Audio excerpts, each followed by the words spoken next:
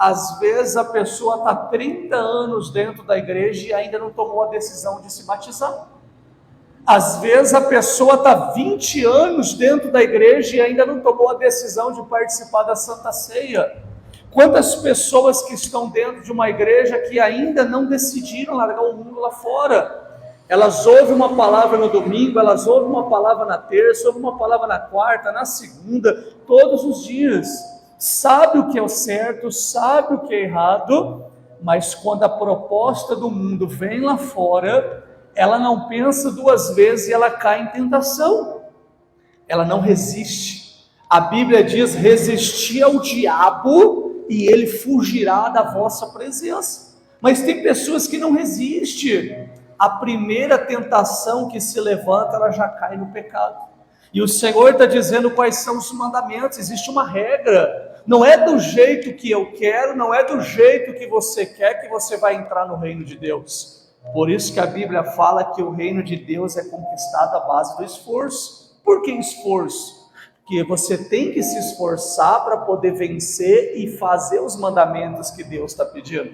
Volte de novo nos mandamentos para a gente ler. É muito forte os mandamentos. Diz assim, ó, lá no versículo 18. E ele perguntou: quais? Respondeu Jesus: não matarás, não adulterarás, não furtarás, não dirá falso testemunho, honra teu pai e tua mãe, e amarás o teu próximo como a ti mesmo.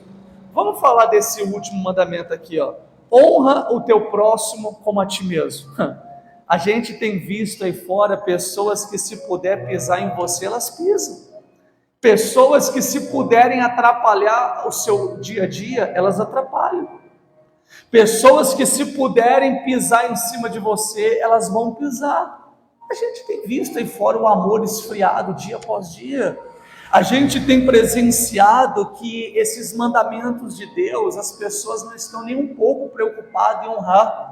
E como ter um resultado se Deus deixou uma cartilha, que é a palavra escrita, mas eu não quero viver, não quero obedecer? Eu quero fazer do meu jeito, eu quero viver do jeito que eu quiser, mas eu quero que Deus me dê as melhores colheitas possíveis. Eu quero que Deus abra a janela do céu e me abençoe de maneira poderosa. E aí a gente cai naquela falsa conversa que a gente ouve muito aí fora. Deus, ele só quer o coração. Se Deus, ele quisesse só o coração, não existiria mandamento. Deus diria: faça o que você quiser, mas tome muito cuidado com o seu coração. Não, pelo contrário. Deus deixa bem claro que não cometerá injustiça. Ele é justo. E aquilo que nós temos plantado, nós vamos colher, porque ele já deixou a palavra dele dizendo o que é certo e o que é errado, e deu o recado. Aquele que tem ouvidos, que ouça o que o Espírito diz à igreja. Amém? Olha mais abaixo para você ver, é forte. Lá no versículo 19, no 20, diz assim, ó: replicou-lhe o jovem: tudo isso eu tenho observado. Que me falta ainda? Que me falta o quê? Disse-lhe Jesus: se queres ser perfeito, vai, vende os teus bens, dá aos pobres, e terá um tesouro no céu. Depois vem e segue-me. Vem e o quê? Para aí, olha aqui para mim. Você sabe por que Jesus tocou naquele local aonde ele mais estava com o coração? Jesus testou ele naquele momento, Senhor, porque sabia que o coração dele estava mais nos bens materiais do que nas coisas de Deus. Acontece isso aí fora. A gente vê pessoas que cuidam mais dos bens materiais do que de Deus. Quando eu digo de Deus, da sua aliança, o seu compromisso, a sua fidelidade. Às vezes a gente se preocupa mais com as coisas da terra do que com as coisas do céu. E o que Deus tem a oferecer para você é uma vida eterna. O que Deus tem a oferecer para você não é o que o mundo está oferecendo. O que esse mundo está oferecendo aí fora é passageiro. Tem dias, horas e momentos, está contado. O relógio a cada minuto está diminuindo. Nem eu e nem você vamos ficar aqui para semente. Uma hora a gente vai partir. Vale a pena perder a salvação por causa desses bens materiais? Vale a pena perder a eternidade por causa das coisas que o mundo tem oferecido? Vale a pena perder o paraíso por causa de uma tentação passageira? Vale a pena perder a eternidade por causa de pessoas negativas que ficam em volta de você? Às vezes você está sendo enganado por esse mundo aí fora, assim como Adão e Eva foram enganados. A Bíblia vai dizer que a serpente disse para eles: pode comer do fruto, porque não vai acontecer o quê? Nada. Mas o Senhor já tinha dito: no dia que comer do fruto, se abrirão os olhos e sabereis o que é certo e o que é errado. Quer dizer, você conhece a palavra, você sabe que com Cristo é sim, sim e não, não. Você sabe que se você obedecer a Deus, Ele vai te honrar. Mas se você não obedecer a palavra, Deus ele fica impossibilitado, porque Ele não vai cometer injustiça. Por mais que a misericórdia de Deus seja grande, Ele vai permitindo com que eu e você venhamos nos arrepender e voltarmos para a palavra dele. Você vai ver que aquele jovem, ele tinha tudo, mas ao mesmo tempo ele não tinha nada. A nossa vida ela é exatamente assim. Hoje a gente está aqui, e daqui 5 minutos, 3, 2, 1, amanhã, daqui a algumas horas, a gente não sabe se vai estar aqui.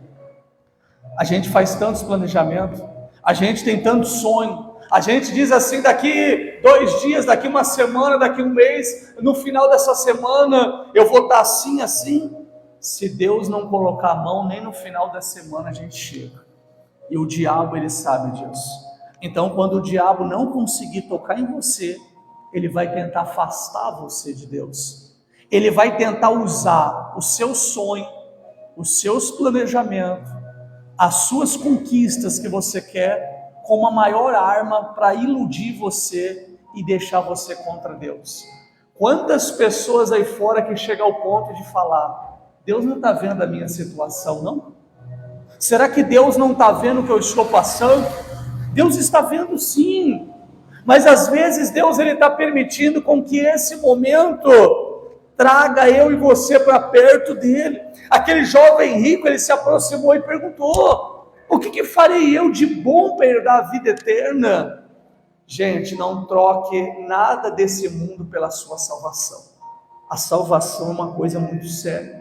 Dia após dia, semana após semana, mês a mês, anos a anos em cima desse altar, a gente tem falado e sempre volta para o mesmo algo mais importante: salvação. A gente vai lá e fala da cura, volta para a salvação. A gente ouve uma palavra que Deus ressuscitou e volta para a salvação. A gente ouve uma palavra de arrependimento, volta para a salvação. A gente ouve uma palavra de libertação, volta para a salvação. A gente ouve uma palavra forte, um testemunho que Deus fez e volta para a salvação.